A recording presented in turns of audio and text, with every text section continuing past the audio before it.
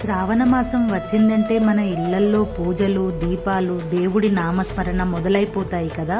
కానీ అసలు ఈ శ్రావణ మాసానికి ఇంతటి స్పెషల్ ఇంపార్టెన్స్ ఎందుకు వచ్చింది? శివుణ్ణి ఎందుకు పూజిస్తాం?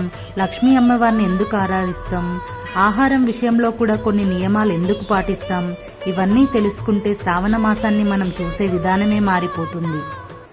హాయ్ అండి, వెల్కమ్ టు అవర్ ఛానల్ తెలుగమ్మాయి. మన తెలుగు పంచాంగంలో ప్రతి మాసానికి ఒక ప్రత్యేకత ఉంటుంది కదా. కానీ శ్రావణ మాసం వచ్చిందంటే మాత్రం ఒక ప్రత్యేకమైన డెవోషనల్ అట్మాస్ఫియర్ కనిపిస్తుంది. ఇంట్లో దీపాలు, పూజలు, దేవాలయ దర్శనాలు, దేవుడి నామస్మరణ, ఇలా మన డైలీ రొటీన్లోనే కొంచెం భక్తి ఎక్కువ అవుతుంది. అందుకే శ్రావణ మాసాన్ని మన పెద్దలు ఎంతో పవిత్రమైన మాసంగా భావిస్తారు. శ్రావణ మాసం ఎందుకు స్పెషల్? శ్రావణ మాసం అంటే కేవలం పండుగలు, వ్రతాలు కాదండి, మనసుని దేవుడి వైపు తిప్పుకునే ఒక మంచి అవకాశం.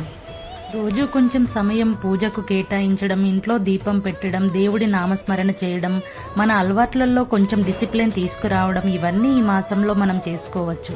మరి ఈ మాసంలో శివుణ్ణి ఎందుకు ఆరాధిస్తాం? శ్రావణం అనగానే మనకు ముందుగా గుర్తొచ్చేది శివయ్య.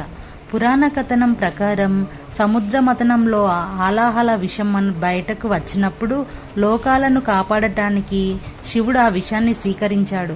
అందుకే నీలకంఠుడయ్యాడు.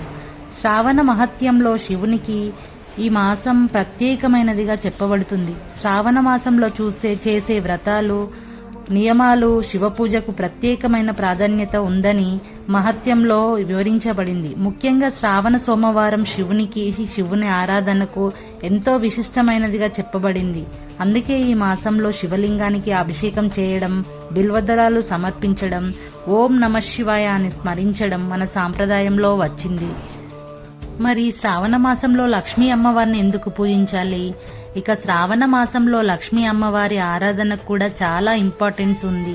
లక్ష్మీ అమ్మవారంటే కేవలం డబ్బే కాదండి, అష్టైశ్వర్యాలు అంటారు కదా, భోగభాగ్యాలు, అష్టైశ్వర్యాలని.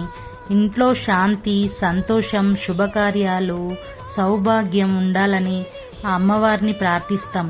అందుకే శ్రావణ శుక్రవారాల్లో ఇంటిని శుభ్రంగా ఉంచుకొని దీపం పెట్టి పసుపు కుంకుమలతో అమ్మవారిని పూజించడం మన సాంప్రదాయంలో ఉంది. ఫుడ్ విషయానికి వస్తే మాంసాహారం తీసుకోకుండా శాకాహారం చేయండి. ఉపవాసం చేసే వాళ్ళు హెల్త్కి తగ్గట్టుగా చేసుకోండి. ఉపవాసం చేయలేని వాళ్ళు మాత్రం బాధపడాల్సిన అవసరం లేదు. నియమం అంటే మనల్ని ఇబ్బంది పెట్టడం కాదు, మన లైఫ్లో డిసిప్లిన్ తీసుకురావడము. భక్తి అంటే పూజ మాత్రమే కాదు, కోపం తగ్గించుకోవాలి, ఎవరిని కావాలని బాధ పెట్టకూడదు.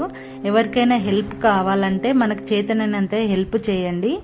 ఏదైనా ఒక మంచి పని చేయడం, దేవుడి ముందు చేసే పూజ మన ప్రవర్తనలో కూడా కనిపించాలి. పూజ చేయలేని వాళ్ళు, నాకు టైం ఉండదు అన్న వాళ్ళు ఇంట్లో ఒక చిన్న దీపం పెట్టి ఒక్కసారి దేవుడిని మనస్ఫూర్తిగా స్మరించండి. ఓం నమః శివాయ అని చెప్పండి. మీకు చేతనైనా ఒక మంచి పని చేయండి. అంతే అండి, భక్తికి పెద్ద పెద్ద అరేంజ్మెంట్ అవసరం లేదు, మనసు ఉండాలంతే. కాబట్టి ఈ శ్రావణ మాసాన్ని కేవలం మరో నెలగా కాకుండా భక్తికి మంచి మార్పుకు ఒక అవకాశంగా తీసుకుందాం. శివయ్య అనుగ్రహం, లక్ష్మీ అమ్మవారి కటాక్షం మన ప్రతి ఇంటి మీద ఉండాలని కోరుకుందాం. మీ అందరికీ శ్రావణ మాస శుభాకాంక్షలు. ఓం నమః శివాయ. ఇలాంటి వీడియోల కోసం మన ఛానల్ ని ఫాలో అవ్వండి.